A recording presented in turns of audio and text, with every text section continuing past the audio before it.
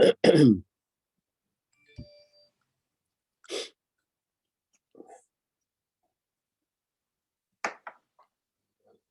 we are good to go.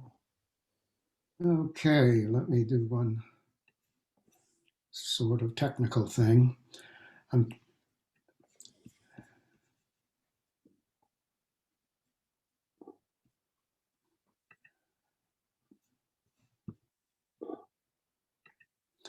So I'm trying to share screen. Can you all see at least a portion of the text? Can you see it? No.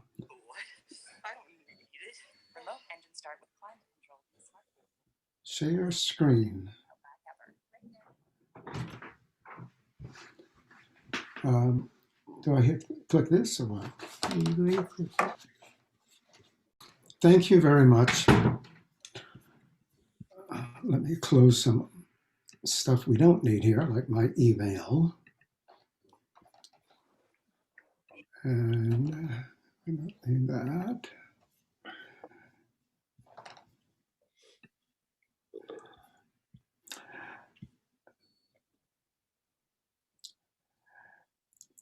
So I'm spotlighted, but I'm just gonna, I hope, stay in gallery view for all of you, because what's important is not my face, but what's on the screen. So first, welcome. The year of the ox is just beginning. So this is an opportune time, an auspicious time to be talking about the Oxherding pictures. What we'll do is I will talk for maybe 15 or 20 minutes, and I'm simply going to go through each of the 10 poems and pictures in a general sort of way, but talking mostly about the poems. And then Ed will come in and talk about the Oxherding pictures from his personal and professional perspectives. And then after, say, a half hour total of 40 minutes, we'll open up for discussion and questions. So hold your questions until we've both said what we have to say.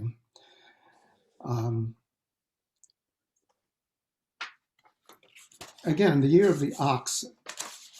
The ox is very important and has been very important in Chinese culture for a very long time. And on the screen, you can see this painting of Lao Tzu riding an ox. Of course, Lao Tzu is the author of the Tao Te Ching, which he is said to have dictated to the gatekeeper when he was leaving town, riding an ox. And this is significant, not only that Lao Tzu rode an ox, but that Taoism, and of course Lao Tzu is, along with Chuang Tzu, the forefathers of Chinese Taoism, which is very important for Zen. The motif continued in various ways until the Oxherding pictures. Poems were produced sometime around the 11th century. But before that, I just want to give you just a taste of some of the earlier manifestations of this motif.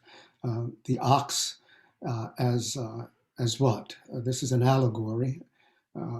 Is the ox Buddha nature? Is it true self? Let's just leave that as an open question. Here's something from around the year 800 of the Common Era, Changjing Dan. He says, all I did, and this is a poem, was look after an ox. If he got off the road, I dragged him back. If he trampled the flour and grain in others' fields, I trained him by flogging him with a whip. For a long time, how pitiful he was, at the mercy of men's words. Now he has changed into the white ox on the bare ground and always stays in front of my face. All day long, he clearly reveals himself. Even though I chase him, he doesn't go away. So that's two 4-line stanzas. It's kind of a precursor, I would say, of the 10 Oxherding pictures and poems we have now. I'm sorry this isn't on the screen. I just came across it an hour ago. But if anybody wants it, just send me an email and I'll forward that. And then, about the same time, we have this poem by Liu Zhangjing, 709 to 785, entitled Searching for a Taoist Recluse. Along the way, I find a footprint in the moss. A white cloud lies low on the lake. Spring grass grows freely at the door. A heavy rain has the color of pine trees. A mountain brook gushes from its source, and mingling with its flowers is a truth I have forgotten. So this is a kind of enlightenment poem, and although there is no ox in this poem, we see that it is stylistically and thematically the same sort of poetry as we find in the Oxherding pictures. It's a kind of Taoist influenced nature poetry. And mingling with its flowers is a truth I have forgotten. That careful attention to nature, to the natural order of things, can result in a strong enlightenment experience. This poet puts it rather mildly: mingling with its flowers is a truth I have forgotten. So it's as if you're remembering your true self simply by being out in nature. So let's continue with the poems themselves. And I think if we let Lao Tzu go away, we can fit everything here.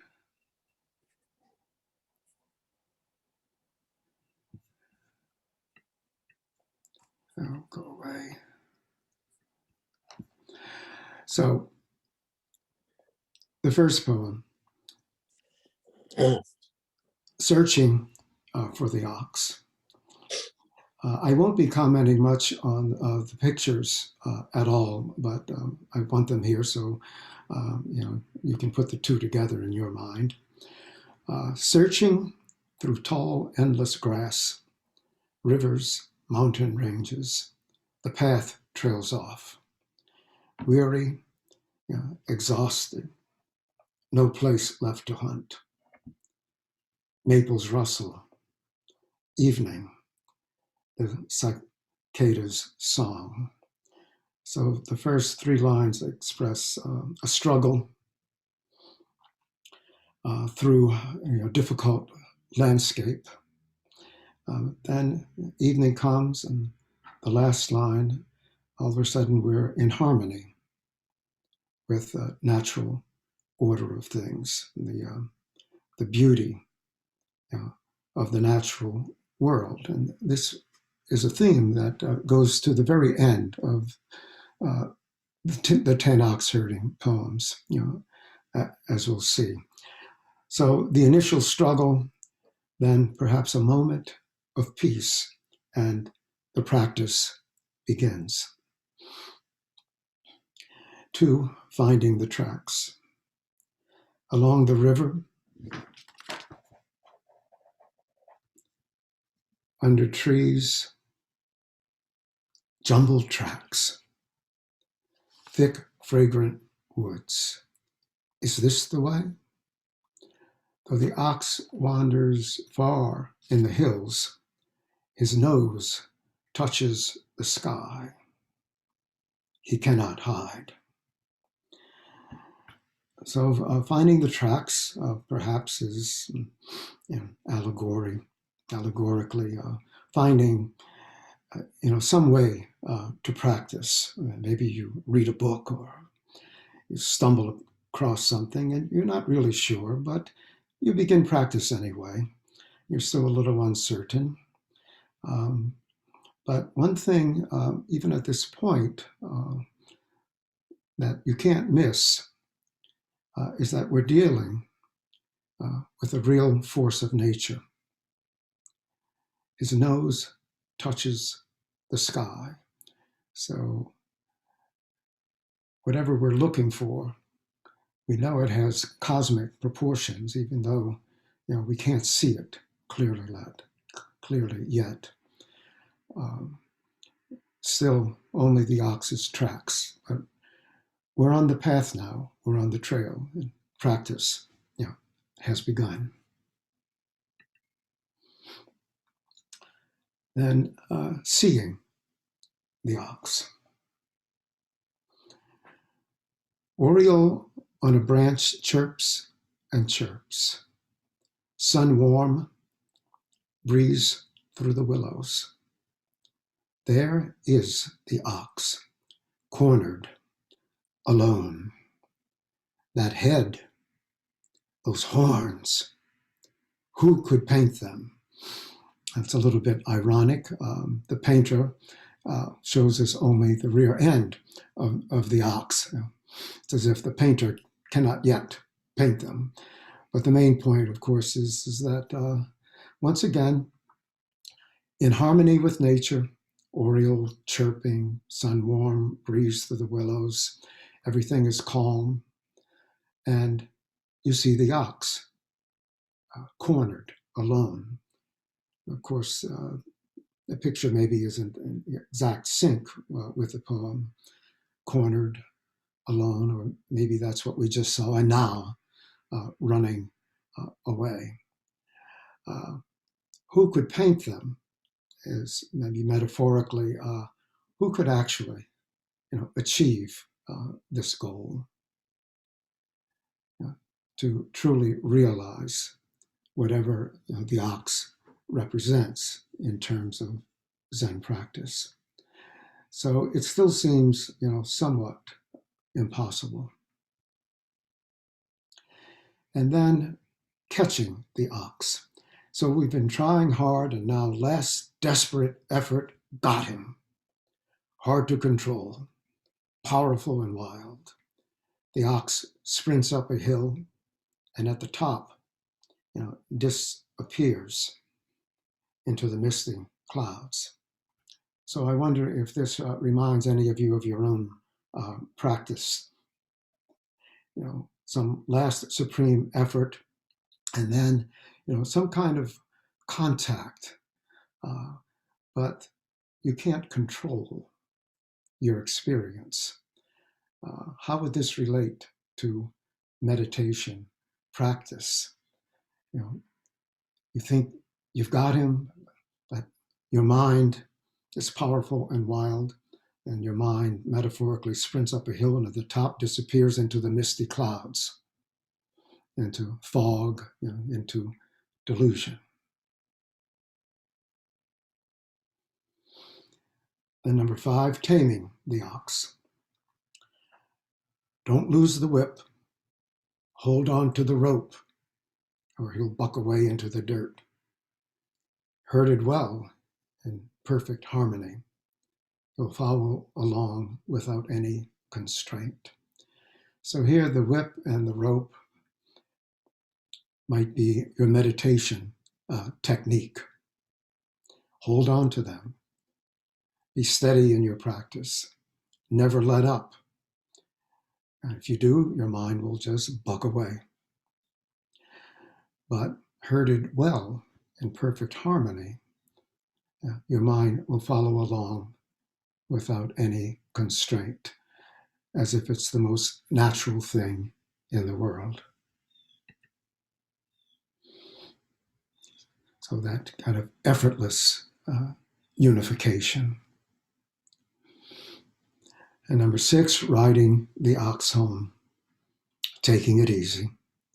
The flute's notes vanish in the evening haze. Tapping time to a folk song, happy as can be. It's all too much for words. So now, once again, we're in harmony with nature, with the beauty of nature. We have music, the evening haze, uh, feeling quite happy. It's inexpressible. It's too much for words, but it's also unmistakable. So you've established some kind of harmonious union with your mind, with your true self, with your Buddha nature. And then, rather strangely perhaps, ox forgotten. So, reaching home on the back of the ox, rest now, the ox forgotten. Taking a nap, sorry, we just jumped off here. Taking a nap under the noon sun, whip and rope abandoned behind the hut. So, whip and rope would be again the strong practice techniques. What this reminds me of more than anything is the end of a retreat where you've practiced really hard and you're home now, literally. You've left the retreat center, you're back home, you're resting, you're taking a nap.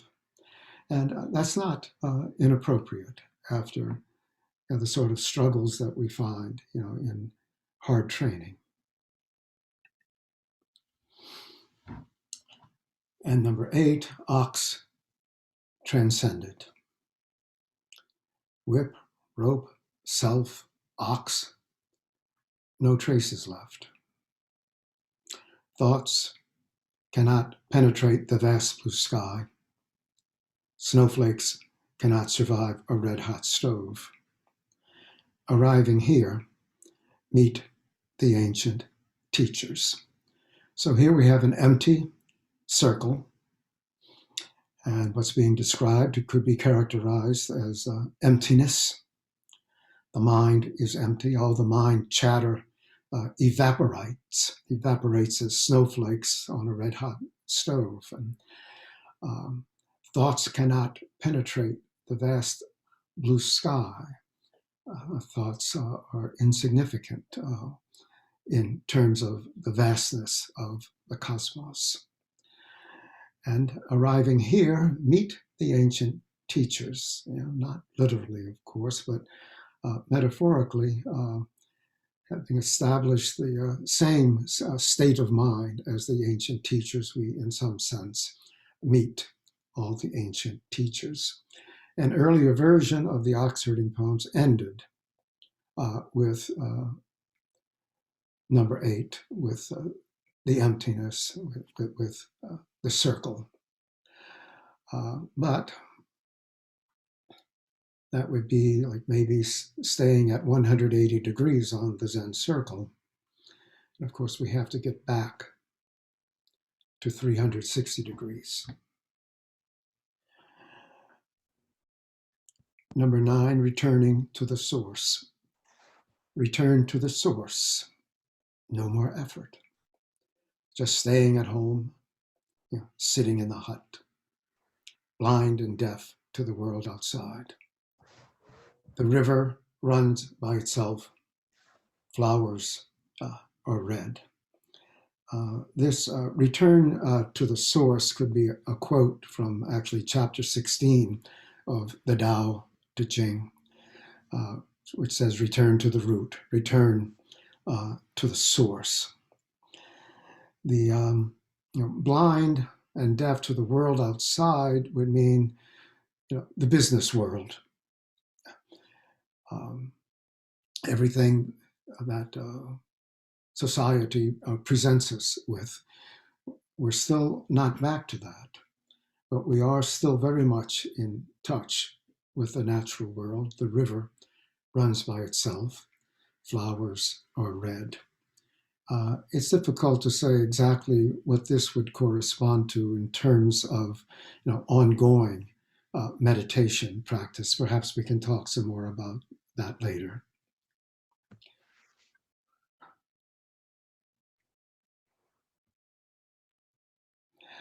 10th and last picture, entering the marketplace. So this is the busy world that we've been shutting out up until now. We've been out in nature.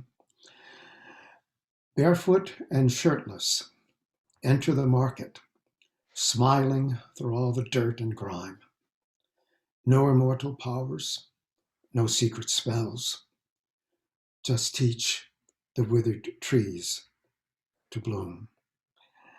So the figure presented here is usually identified as Budai, which means cloth sack. He always has this big sack. He's carrying stuff in it.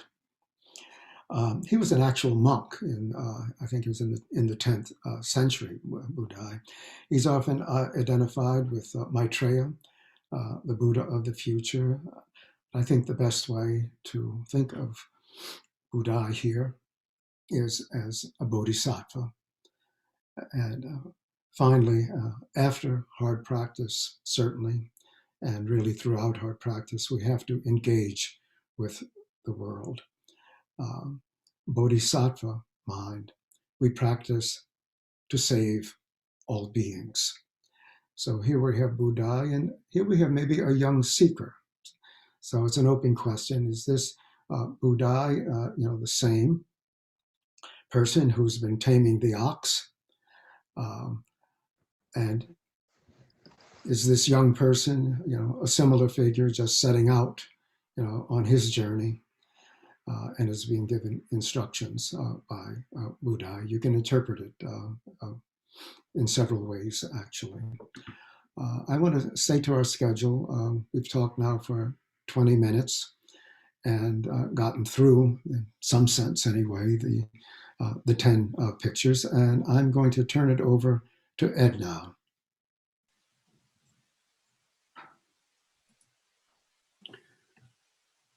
Good morning. I'm happy to join you, and I wanted to thank Zen Master Hae Kwang for inviting me to join with him in this presentation. I'm going to talk about Zen Oxherding pictures using stories based on my experiences in my personal spiritual path, but also as a social work professor and teaching social work students and colleagues how to relate in a respectful way with spiritual diversity, and also how to gain insight into their own spiritual development in their life paths. So I'm hoping to convey some insights from the pictures. Many of those come from the sources I cited in the academic article that you received, but I'm not going to present this in an academic way so much. By telling stories from my personal and professional experience, I hope to give a vivid sense about the pictures and ways they can impact one's spiritual life and practice by reflecting on them. And also to give examples of the context, cultural and Buddhist contexts of the pictures.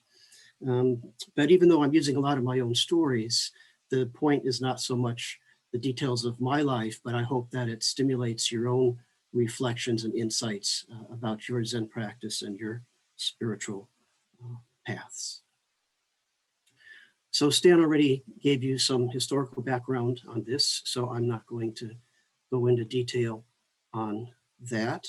One thing that I will mention is that the version of the pictures that I'm going to show includes the version very commonly used in Japan and the West, which was also accompanying the poems that Stan presented, and also a common Korean version.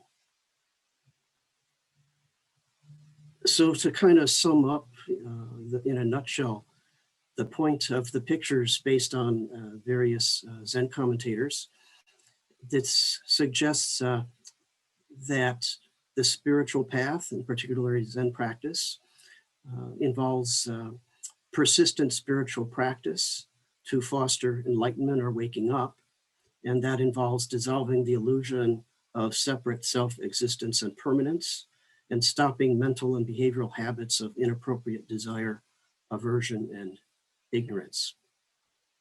The pictures that I'm going to show relate to a very common presentation of Japanese artists that you saw with Stan's presentation, and another one, contemporary woodcut prints by a Japanese artist, and paintings from a Korean temple. So this is all of the pictures assembled together.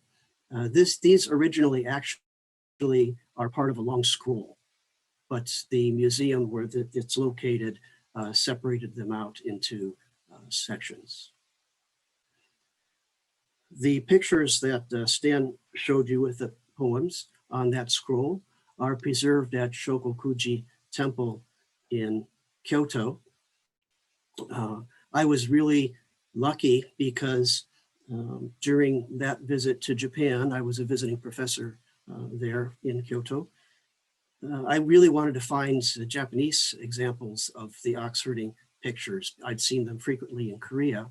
So I was looking around to find out where that scroll was located. And luckily, it just happened that they were at, which was right next to the university where I was a visiting professor. So I could just walk over there and visit them in the museum.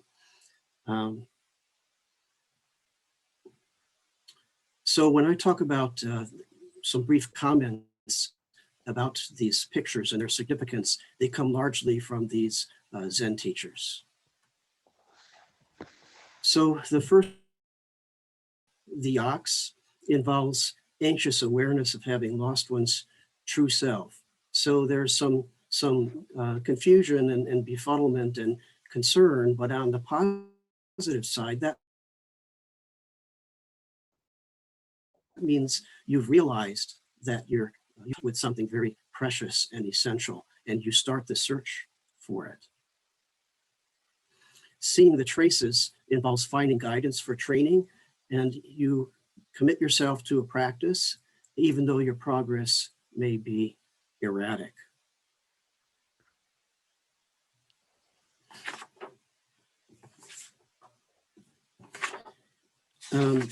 Finding the ox is a first realizing of one's true nature, or an initial waking up experience. Catching the ox, so one is firmly engaged in practice and using dedicated effort, but vexations still distract.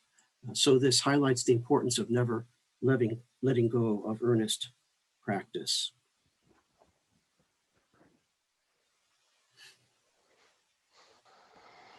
I wanted to pause for a minute and tell a story, speaking of finding the ox, about when I first had a strong personal encounter with the ox herding pictures.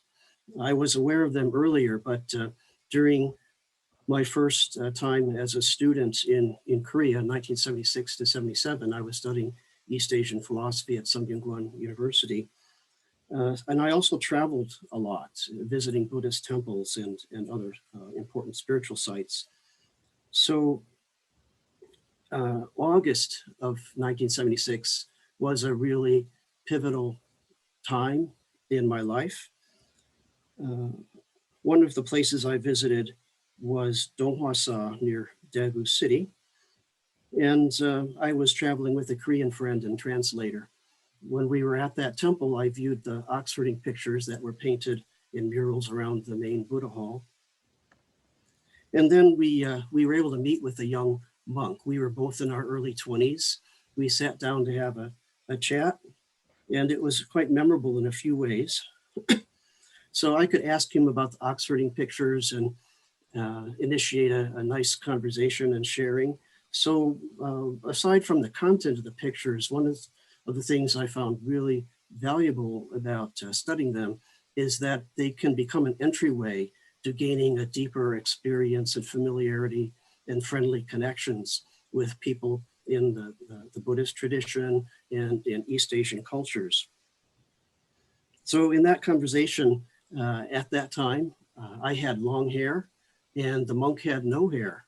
And we commented on that difference and we were kind of chuckling about it. And he was asking have long hair. So I said, well, I was part of the countercultural hippie movement of the time, and we were questioning many social conventions and accepted worldviews and beliefs and stretching ourselves and exploring spiritually. And he says, oh, your long hair is the same as my no hair. So we enjoyed finding that connection. And in the process of that conversation, the term mind came up a lot, which is maum in Korean. In the Sino-Korean, it's shim, which you've heard in our chants often, like the Heart Sutra. So when he said maum, he gestured like this to his heart. When I said mind in English, I gestured like this to my head. And then I noticed that, wait a minute, we're pointing to different places. And as I explored that more, I realized that in the traditional East Asian context, mind is rooted in the heart. And simply talking about thinking process. It's a deeper heart-rootedness. And one thing that he said that really struck me when we were talking about spiritual practice, he said, sometimes you have to go crazy before you get enlightenment. So I would like to tell you a little more story about that time that suggests ways in which sometimes spiritual breakthroughs can be quite tumultuous. So in late July, when I was traveling around the country, my wife Hija's hometown, at that time we weren't married yet, but I was going to meet her family, her father suddenly died. And so that was a terrible shock, of course, to the whole family. So by the time I got to her home, the 49-day Buddhist funeral ceremony was already in process, and I was able to participate in 2 of the major ceremonies, which occur every 7 days. And after that, I continued travels, and I went to Donghwasa, where I met that monk and viewed the Oxherding pictures. About a week after that, continuing on my travels, I was on the East Coast with my friend. And in the afternoon, I was standing on the beach, just letting the waves lap on my feet. Some wave came in and knocked me down and pulled me out into the water. And the waves were very intense. They caused me to sink below the water, turning me around and around. And I'm not a good swimmer. So it was quite a panic. And to make a long story short, I was out there for quite a long time. I would paddle my way up to get my head above the water, and I'd yell for help. And at a certain point, I realized, oh my gosh, I never learned the Korean word for help. I'm just yelling help, and people are off in the distance wondering what's going on. Some people probably thought I was just joking or having fun. And that went on for quite a while, and my mind went into a quite extreme state. One of the things about it was I felt like I was being pulled down, sucked down into a pitiless vortex to disappear. But at the same time, I had the feeling it wasn't the right time to die, that I just had this energy, I don't know where it came from, to continue paddling myself up, yell for help, get some air, get knocked down again. Finally, my friend got out to me, and he tried to help me get back, but the waves were so bad, he could not either. So he had to let me go again back into the waves, up and down, drowning. Finally, a Korean Marine who was stationed nearby got to me with an inner tube. He brought me back, dragged me up onto the sand. He pushed the water out of my body and brought me over to a cot in his military camp. And I kind of came to, and I opened my eyes, and one of the officers who spoke English looked at me and he said, "How does it feel to come back from hell?"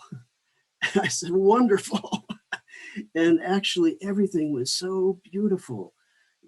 All my sensory experiences, the sound of a radio in the background, the light, seeing the people huddled around me to take care of me, everything was so precious and beautiful. The next morning, we were camping on the beach. The next morning, we woke up early and I watched the sunrise over the ocean with brilliant sunlight rippling through the waves. And I had such a wonderful experience of being reborn into a new phase of life. So sometimes in our spiritual paths, we can have very intense experiences and they're not always pleasant, but breakdowns can lead to breakthroughs. And perhaps that's a little bit what this monk was. So going back to the pictures, number 5, herding the ox or resting with the ox. At this point, we're harmonizing with our true nature. There's intensified practice and insight by use of our various practices such as koan or hongan. And notice that in the Korean version of the painting, the lower right, the ox is starting to turn white. Number 6, riding the ox home. So now we're securely on the way home to our true self. Practice becomes more effortless and natural. There's a clear, unenmeshed awareness of the world, and meditative concentration and precepts are well established. And by the way, this painting of the ox herder playing a flute, riding on the back of the ox is very motif you see in East Asia, even outside of these pictures. Number 7, ox forgotten, person alone. Having returned home, attachment and aversion no longer afflict the mind. There's nothing to do, everything just as it is. Number 8, no person, no ox. The experience of oneness with original Buddha nature, no self, no nature. Sometimes in Western transpersonal psychologies is called non-dual consciousness. Number 9, returning to the source. The manifest world is itself the realm of enlightenment. We're not separating between those. Once one of my East Asian philosophy teachers in Korea said to me from the standpoint of Mahayana Buddhism, agony itself is the body of nirvana. So getting in touch fully at one with our experiences, including the experience of pain and suffering itself is where we can find nirvana.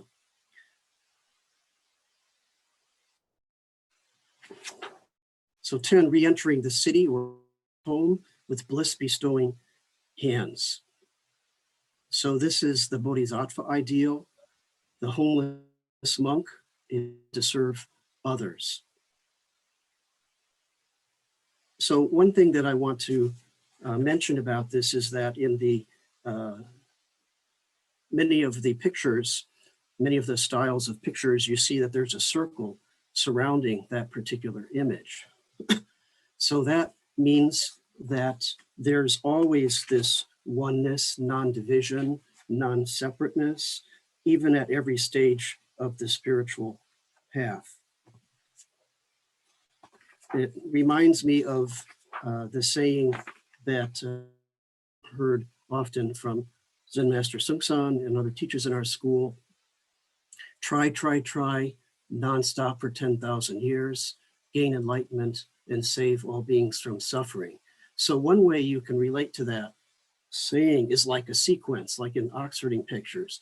But another way, moment, being fully present in each moment, all of that together, the trying, the awakeness, and the helping can be joined. Those Korean paintings that I've been showing are from Yongam. And here you can see the entrance gate on the left, and on the right is the main Buddha hall.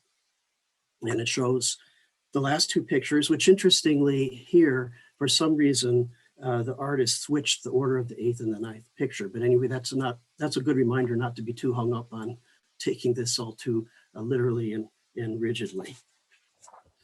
One of the things that I really like about that temple is it's right near the temple buildings.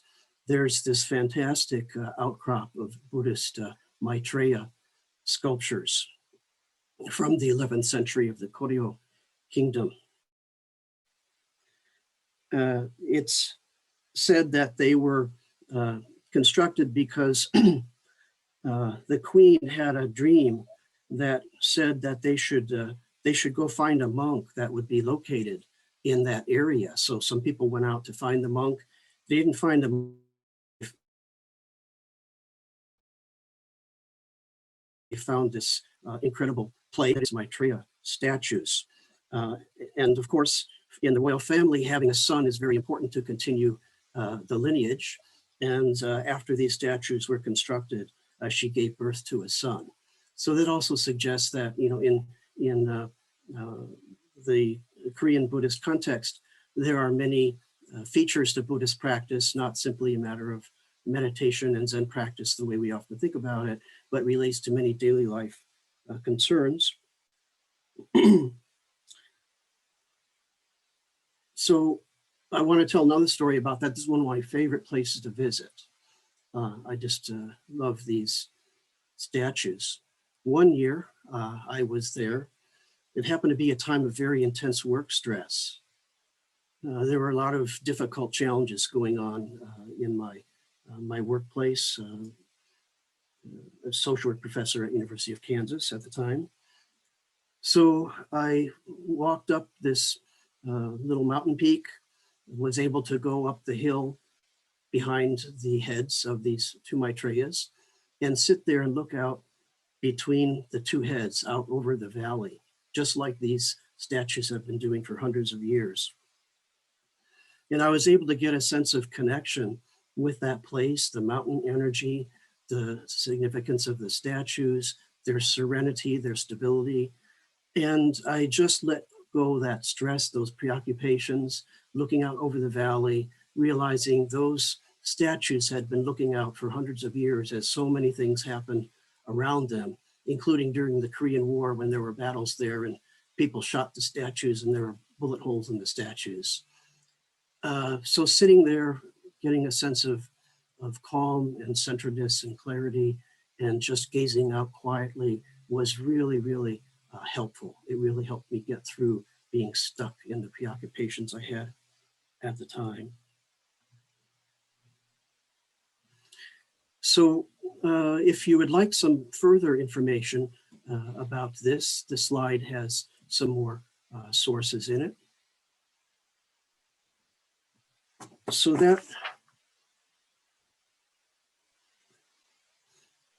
that's what I wanted to present formally. And I hope that it stimulates some of your own reflections, insights, questions, and we can just have some discussion. So we're back again. And thank you, Ed, for your presentation. I'd never heard those stories before. We've known each other for what, 30 years? Something like that, yeah. It's good finally to hear them. So does anyone have any comment or question, anything you'd like to bring up? Just come out with the question. We're not going to recognize you if you raise your hand. We don't see everyone. So just as we do after Sunday morning practice, just come out with your question as soon as you have one. Well, I was thinking that I probably read 4 different versions of the poems, and the one that was on the screen seems to be recent. And why are people not satisfied with older translations? So the ones that were on the screen,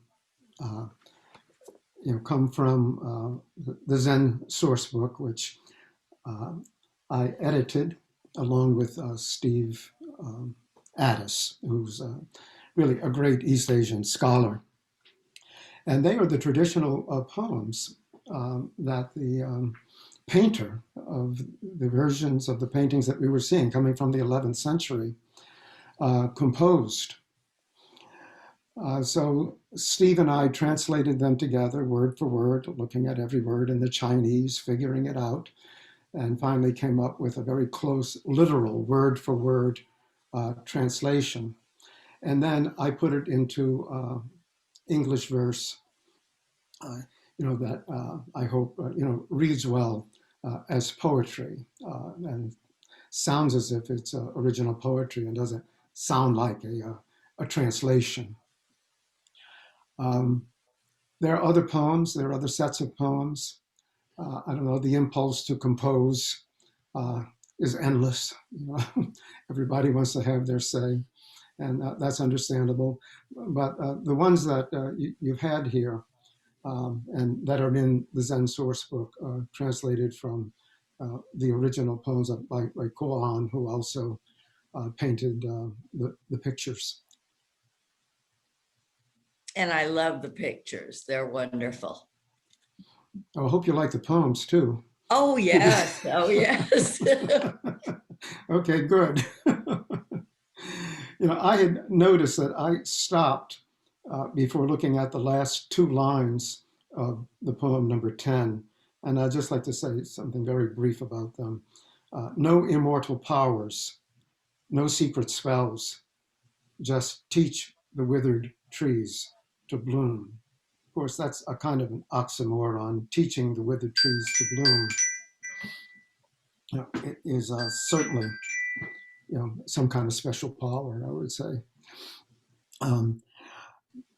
I wondered about just teach the withered trees to bloom, but that's exactly what the Chinese says. I think the word is jiao, something like that, teach. And in a sense, show how to do, perhaps.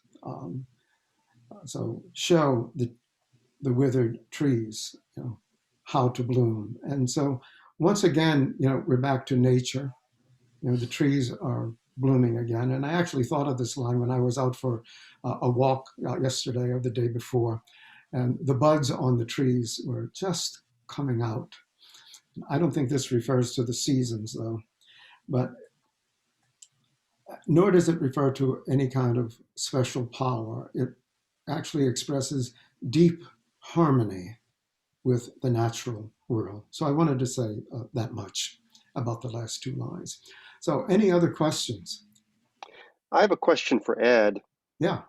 I enjoyed the article you co-authored in that journal. I read that. And I'm curious, from a standpoint of social work and transpersonal psychology, how do you use or encourage the students in the school to use the Oxherding pictures? I mean, how is there any practical use that you find for in a therapeutic way to talk about this in some way, or is it more just of a teaching tool for the students in the program to better understand sort of this transpersonal viewpoint?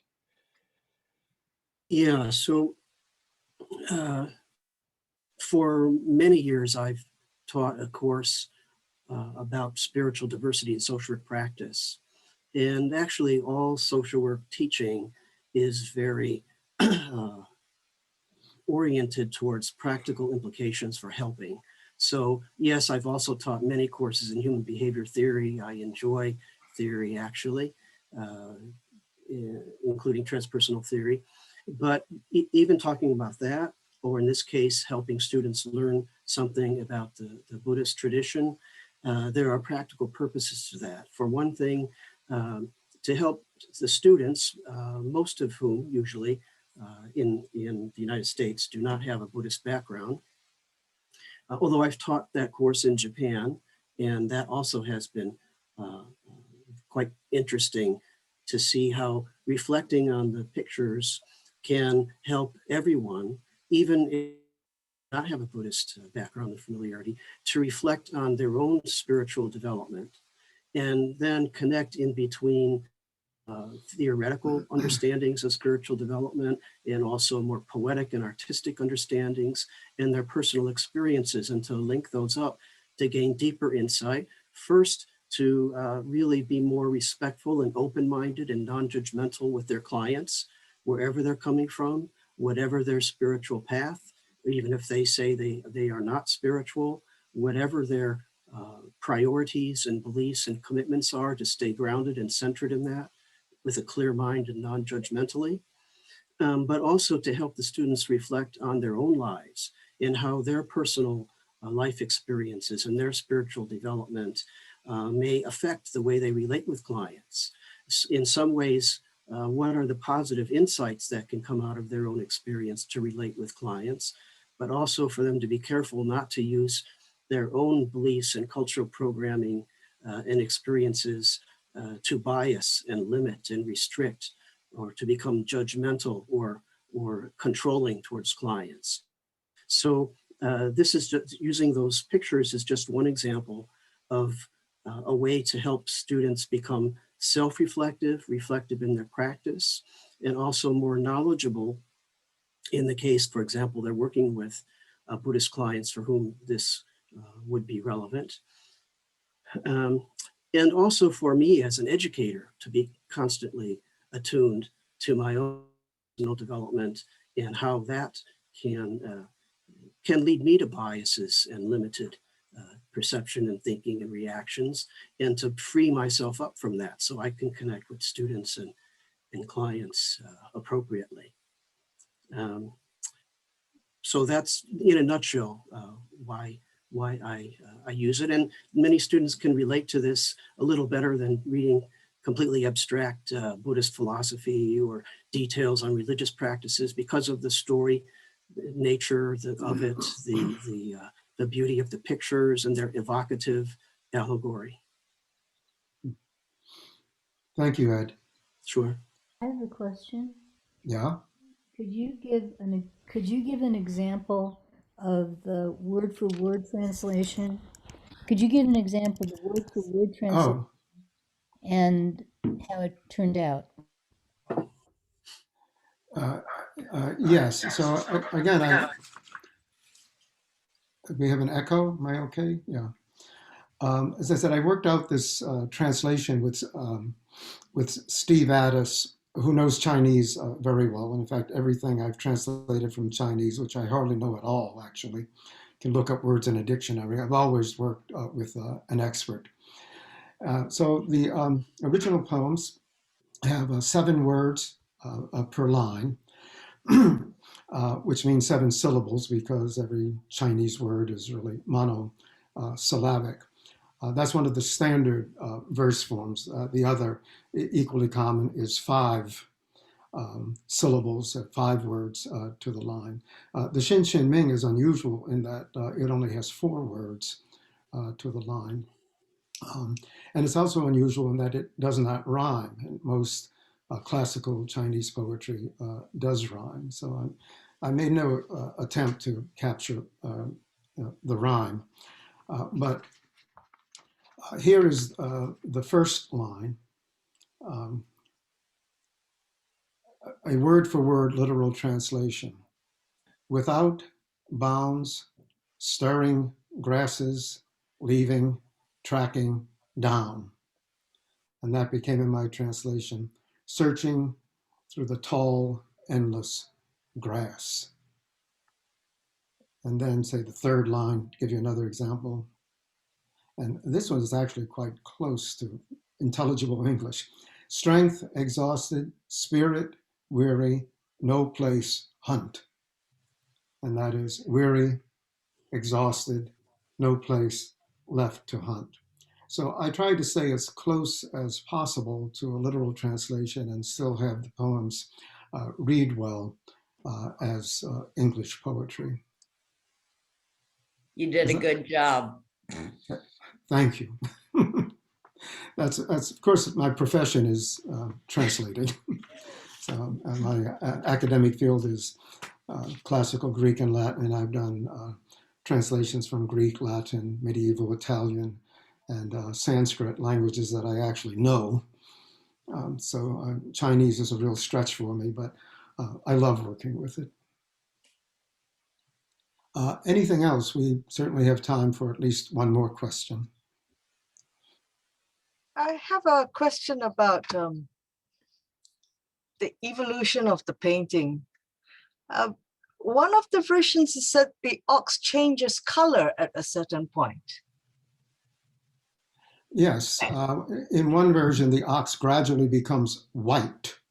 And maybe you have an example of that, Ed? Yeah, let's see if I can easily pull that up again. And of course, the idea would be it's getting white, it's spiritually more pure, or something like that. I found that very peculiar. There's actually an early, let's see, Ed has some examples right here. So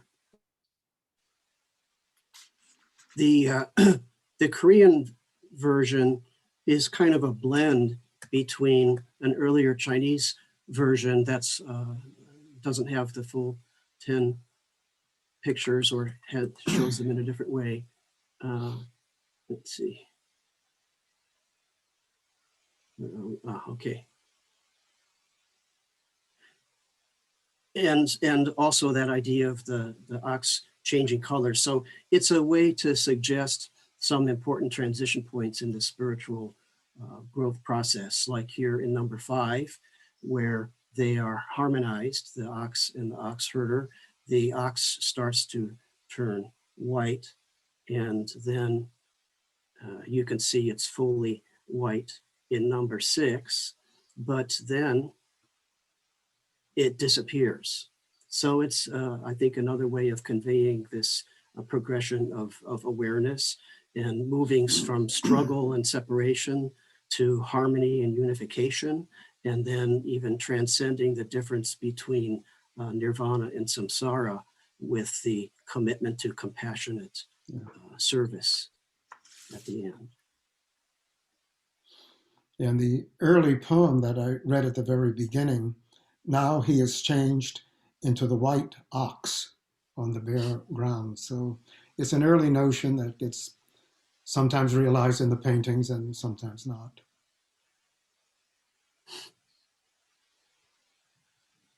Are there any other questions?